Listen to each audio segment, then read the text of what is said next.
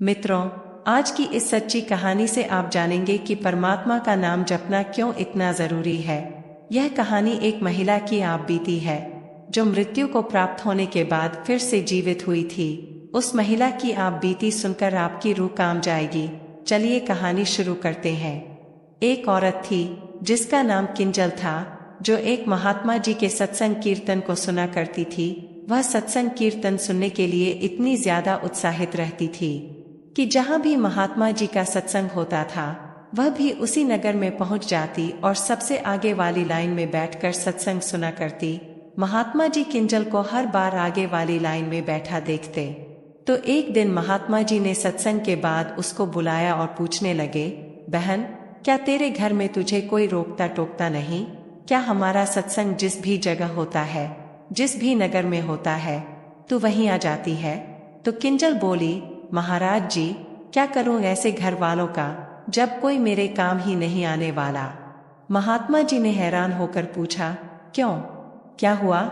क्या तेरे घर वाले तुझे तंग करते हैं? तो किंजल बोली, नहीं महाराज जी, मेरा पति, मेरे बच्चे सब बहुत अच्छे हैं। मेरे घर किसी चीज की कोई कमी नहीं है। बहुत बड़ा घर, गाड़ी, पैसा, सब कुछ है, परंतु इनमें से कोई भी मेरे काम नहीं आने वाला। तो महात्मा जी ने पूछा, बहन, तुम कहना क्या चाहते हो? तो किंजल बोली, महाराज जी, मैं मरकर फिर से जीवित हुई हूँ। महात्मा जी ने हैरानी से पूछा, बहन, कहना क्या चाह रही हो? हम कुछ समझ नहीं पा रहे हैं। तो किंजल बोली, महाराज जी, मेरे घर धन की कोई कमी नहीं है, इसीलिए मैं अक्सर अपने घर के बाहर गरीब लोगों को लंगर खिलाया करती थी, कपड़े और अन्य जरूरत के समकरीब लोगों में बांटा करती थी। परंतु मैं कभी भी किसी सत्संग में नहीं गई थी। बस एक दिन मेरी एक बहुत करीबी सहेली मुझे जबरदस्ती सत्संग ले गई थी, जहां मैंने लगभग 10 मिनट सत्संग सुना था और फिर मैं घर लौट आई। फिर एक दिन मेरे सीने में तेज दर्द हुआ और मेरी मृत्यु हो गई। यमदूत मुझे घसीट कर ले जा रहे थे। मैं बहुत चिल्लाई चीखी, लेकिन मेरे घर वालों में से किसी ने भी मेरी मदद न की। वह सब बस मेरे मृत शरीर के पास बैठे रो रहे थे। वह मुझे सुन ही नहीं पा रहे थे और यमदूत मुझे जबरदस्ती घसीट कर ले जा रहे। मैं चिल्लाती रही, लेकिन कोई मदद के लिए नहीं आया। यमदूत मुझे बड़े भयानक रास्तों में से लेकर जा रहे थे। मुझे बहुत डर लग रहा था।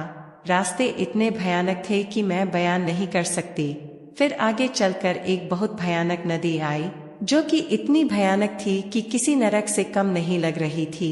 नदी के किनारे पहुंचकर यमदूत बोले, आगे तुझे खुद जाना होगा। इस नदी को खुद अकेले ही तुझे पार करना होगा। मैं उनसे विनती करने लगी, मुझे इस नदी में मत धकेलो, मुझे छोड़ दो। परंतु उन्होंने मेरी एक ना सुनी और मुझे नदी में धक्का दे दिया। जैसे ही मैं नदी में गिरने लगी, तभी सफेद कपड़ों में एक फरिश्ता जैसा दिखने वाला कोई आया और उन्होंने मुझे अपने कंधों पर बिठा लिया और मुझे वो भयानक नदी पार करवा दी। फिर मैंने उस फरिश्ते से पूछा कि आप कौन हो? तो वह बोले, मैं तेरे 10 मिनट के सत्संग सुनने का फल हूँ। फिर मैंने उस महापुरुष से पूछा कि मैंने अपने जीवन में इतने दान किए, इतने गरीब लोगों की मदद की, उसका मुझे कोई फल नहीं मिलेगा? तो वह महापुरुष कहने लगे, दान का फल धरती लोक पर ही मिलता है, यहाँ नहीं मिलता। फिर किंजल आगे की बात बताती है कि उसके बाद महापुरुष पता नहीं कहाँ गायब हो गए और मुझे आगे फिर से यमदूतों ने पकड़ लिया और घसीट कर धर्मराज के सामने लेकर गए।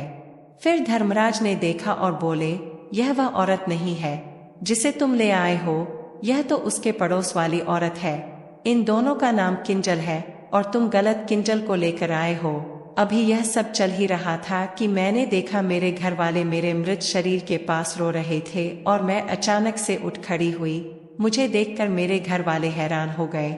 मुझे लगा शायद मैंने कोई सपना देखा था, लेकिन मेरी हैरानी तब और भी बढ़ गई जब उसके कुछ सेकंड बाद ही हमारे पड़ोस में रहने वाली किंजल के घर से रोने की आवाज आने लग गई, जिसके बारे में धर्मराज ने बताया था।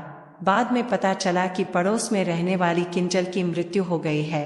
फिर किंजल कहने लगी कि महाराज जी, अब आप ही बताओ, जब केवल 10 मिनट के सत्संग सुन लेने से मुझे एक फरिश्ते ने वह भयानक नदी पार करवा दी, तो सोचो अगर मैं हमेशा सत्संग सुनने लग जाऊं तो इसका मुझे कितना बड़ा फल मिल सकता है। इसीलिए मैं हमेशा हर सत्संग में पहुंच जाती हूं। वहां बैठे बाकी सभी लोगों ने जब देवकी की यह आबीती सुनी तो सबकी रानी का भी देखने वाली थी। सब बात करने लगे कि सत्संग भजन में इतनी शक्ति होती है। अगर हम सोचे कि सिर्फ दान कर दिया बहुत है और प्रभु के नाम का जाप ही ना किया तो मृत्यु की बात का सच कितना भयानक हो सकता है। मित्रों, यह औरत की आबीती एक सच्ची घटना थी। इस घटना से हमें भी सीख लेनी चाहिए कि अभी भी वक्त है। वक्त रहते संभल जाएंगे तो आगे चलकर तकलीफ नहीं होगी, नहीं तो आगे का सच बहुत भयानक होगा। इसलिए जितना हो सके प्रभु के नाम का जाप कीजिए। सत्संग सुनने का मौका मिले तो खुद को भाग्यशाली समझिए और मौके का लाभ उठाइए। तो दोस्तों, आशा करते हैं कि यह कहानी आपको अच्छी लगी होगी। अगर वीडियो अच्छी लगी हो तो वीडियो को लाइक करें, शेयर करें और चैनल को सब्सक्राइब करें और कमेंट करें। हर हर महादेव जरूर लिखें। धन्यवाद।